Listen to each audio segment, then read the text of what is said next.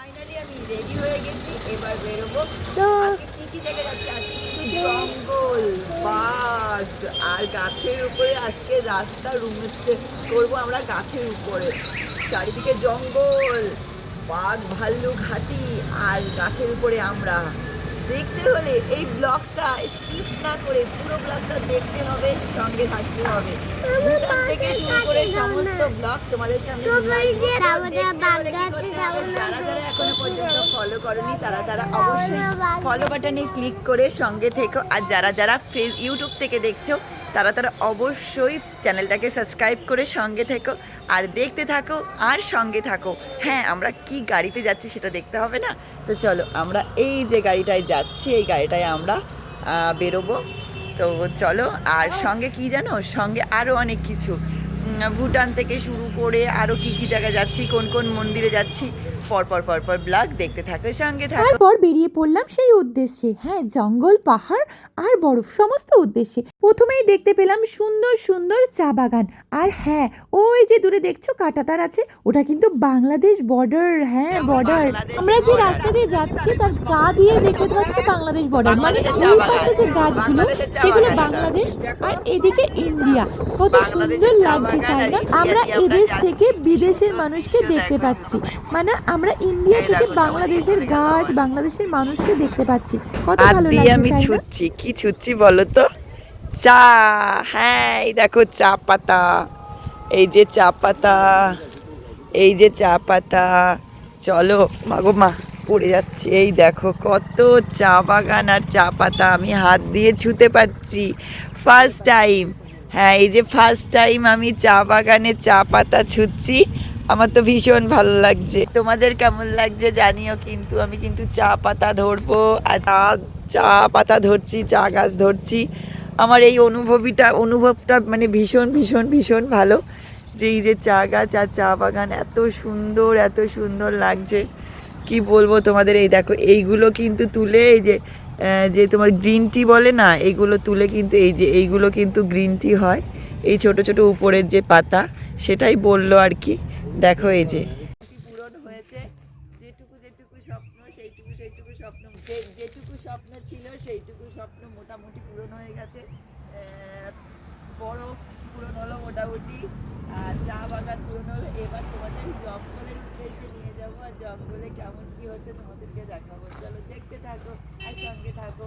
আর এই ব্লগটা ভালো লাগলে লাইক কমেন্ট শেয়ার করে দিও কিন্তু। জলদাপাড়া অভয়ারণ্য এবং গরুমারা অভয়ারণ্য, তার মধ্যে কিন্তু ঢুকে গেলাম আমরা জলদাপাড়া।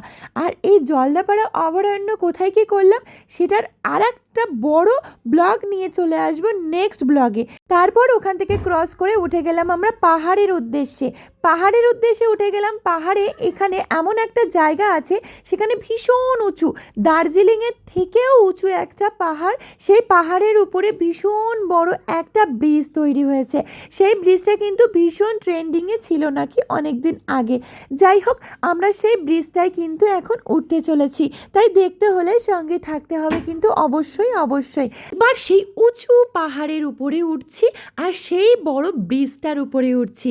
চারিদিকে পুরো জঙ্গল ভরা পাহাড়।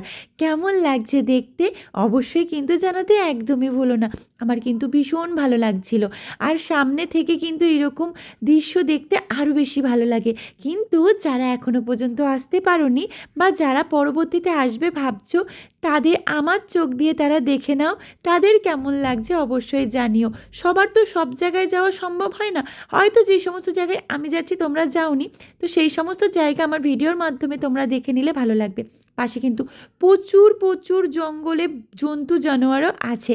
আর সেইখান থেকে কি সমস্যা দেখাবো। দেখো অলরেডি কিন্তু আমরা উঠে গেছি সেই ব্রিজটায়। দেখো ব্রিজটা কিন্তু এরকম ঘুরে কেমন ইউ শেপে কিন্তু ব্রিজটা দেখতে পাচ্ছ। এদিক থেকে ওদিকে কিন্তু দেখা যাচ্ছে। বুঝতে পারছো কি তোমরা ব্রিজটা? বুঝতে পারলে কিন্তু জানিও। দেখো সেই ব্রিজের চূড়ায় কিন্তু আমরা অলরেডি পৌঁছে গেছি। আর এই ব্রিজের রাস্তা থেকে শুরু করে খুবই সুন্দর লাগছিল। আর নিচটা কিন্তু অনেকখানি নিচু। অবশেষে সেই ব্রিজের উপরে আমরা উঠে পড়লাম আর তারপরে পৌঁছে গেলাম আমাদের গন্তব্যস্থলে। এখানে কিন্তু প্রচণ্ড পরিমাণে ঠান্ডা, চারিদিকে কিন্তু শুধু মেঘ আর মেঘ। দেখতে পাচ্ছ? এই দেখো সামনে উড়ে উড়ে বেড়াচ্ছে মেঘগুলো, আর যেই তোমরা জানালা দিয়ে হাত বাড়াবে সেই মেঘগুলো তোমার হাতে যেই এসে ছোঁয়া দেবে সঙ্গে সঙ্গে জলে পরিণত হয়ে যাচ্ছিল। ওফ, জাস্ট ফিলিংস অসাধারণ ফিল ছিল। তো দেখো এগুলো কিন্তু একদম হালকা তুষারের মতন মেঘগুলো উড়ে উড়ে বেড়াচ্ছিল। আর তোমরা সবাই জানো ভুটান হলো মেঘের রাজত্ব, আর সেখানে কিন্তু ভুটানে আমরা এখনও ভুটান প্রপার যে ভুটান জায়গাটা পৌঁছায়নি, তবু এত সুন্দর মেঘ, এত সুন্দর ওয়েদার। এখন কিন্তু দুপুর, কিন্তু দেখে কি তোমরা কেউ মনে হচ্ছে এখন দুপুর? দেখো কি সুন্দর লাগছে। আমরা রাস্তায় নেমে পড়লাম, সেই ব্রিজ থেকে নেমে একটু নিচে নেমে পড়লাম সেই জায়গাটার একটু ফিল নিতে আর মেঘগুলোকে হাতে একটু স্পর্শ করতে। তারপর নেমে আমি একটু সাইডে বসেছিলাম, যেহেতু প্রচণ্ড মাথা ঘুরছিল। তোমরা সবাই জানো আমার একটু প্রবলেম আছে গাড়িতে। তো তারপরে সবাই মিলে একটু ভিডিও করছিলাম ওখানে আমরা দাঁড়িয়ে। তারপর সবাই ফটোশ্যুট করা হচ্ছিল, এখানে একটু ফটো তোলা হচ্ছিল, কিন্তু ওখানে চোখে যেমন দেখছিলাম তার থেকে অনেকটা কম সুন্দর লাগছে ভিডিওর মধ্যে আমার মনে হচ্ছে। সেখানে চোখে যেন আরও আরও আরও অনেক সুন্দর লাগছিল, আর ঠান্ডাও লাগছিল। আর এক জায়গায় ঠান্ডা লাগছে প্রচুর, আর এক জায়গায় গরম গরম লাগছে।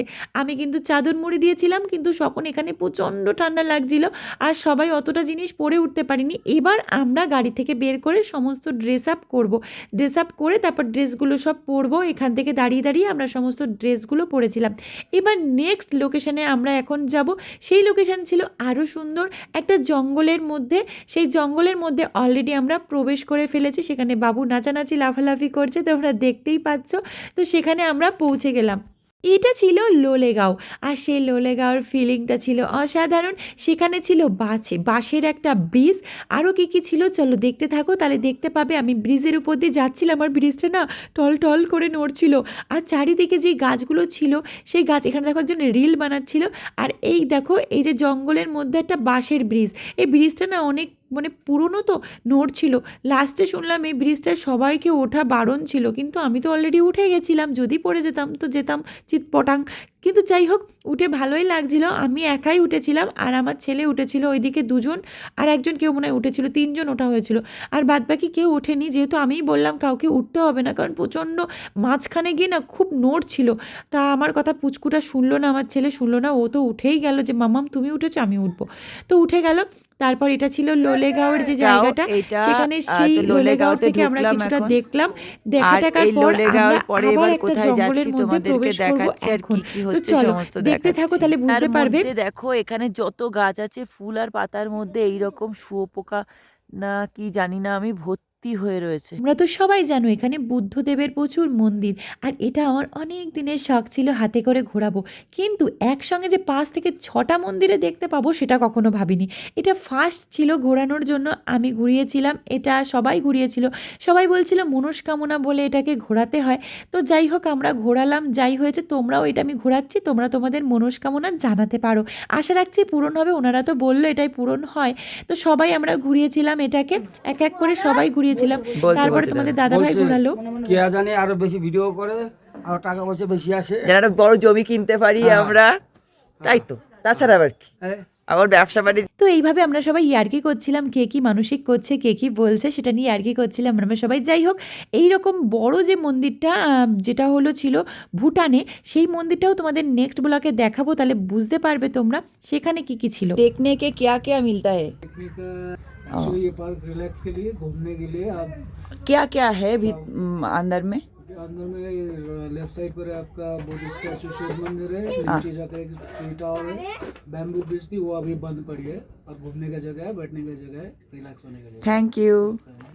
ভিডিওটা যেহেতু বড় হয়ে যাচ্ছে, নেক্সট পার্ট সামনের ব্লগে আসতে চলেছে।